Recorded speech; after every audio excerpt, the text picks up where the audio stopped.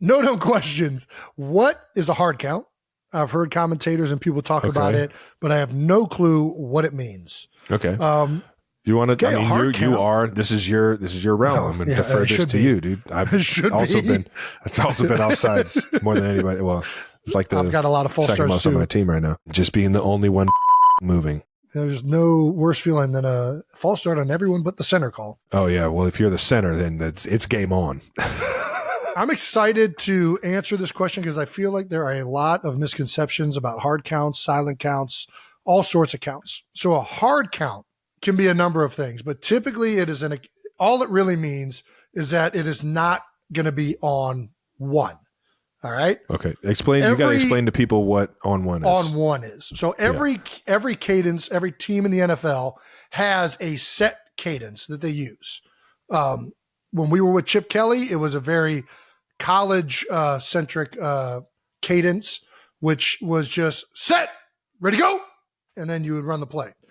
NFL cadences that have been around for a long time typically go color number, set hut. Yeah. Some sort of that. So it's usually some type of set, green 15, set hut. Nice. That would be on one. And you snap the ball on the second set hut, but that's on one. Yeah. Now, a hard count would be doing that, but not snapping on one and hoping to draw the offense off sides or defense off sides. So we're trying to trick them. Typically, that ranges in either numbers of 2 or 3, which would be set hut, green 15, set hut. That'd be on 2. Or you have on 3, set hut, green 15, set hut. That's on 3. All of these things, I would argue, actually, when you do an on 2 or on 3, you're not trying to draw them off sides. Usually those are just ways to keep them honest and kind of surprise them. The ones you're trying to draw off sides are usually double counts. You're either trying to draw them off sides or get them to show their hand. Show their hand, which means if they're hiding a coverage, as a defense will try and do to try and, just get you off your game, they'll try and disguise it in the beginning. And as you get closer to the set hot, that you actually start to move into the coverage that you're at. Well, if you catch them thinking they know your count, you can get them to show their hand.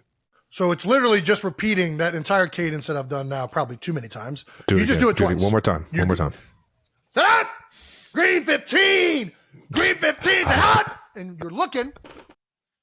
All right. Safety's coming down here. Hey, lucky. All right.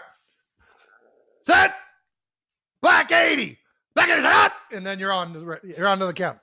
You're on to the races. I love just the presence of feeling like you're a quarterback and just, you're looking at the defense. There's nothing in front of this guy other than a wall right now. And he was just scouring for the defense. I can see the safety coming down here in a 3-by-1. I can feel him. All right, so we got that. That's on 2 or 3, double count. Then you have quick count, which is trying to surprise the defense, which would be set hut, snap the ball. Ooh, always get you. Always gets them. Or first sound, which is set. And you do all of this to, like you said, keep the defense honest so they're not jumping the snap. They can't just, think about just getting to their gap. They got to think about the snap count, and it just gives them another variable to have to work with. In all of these cadences, there's typically either rules built in or just a way you do it on whatever your team has. It's always different. Like the Green Bay Packers, if somebody jumped off sides, they would always snap the ball and run a free play, regardless of what it looked like. It seems like. Yeah, 100%. That was their thing with Aaron Rodgers. It's a little risky because if the center doesn't feel it at the right time or he's wrong, then it's not a free play. But in general, probably better to take the free play because you get a shot down the field every single time. You just get a shot. Yeah, you just get a big time shot. You get a one-on-one matchup too. Yeah, it's a little bit more of a gray area, and quarterbacks have gotten lit up sometimes. Very rare because they're supposed to blow it dead. It's a little bit more risky.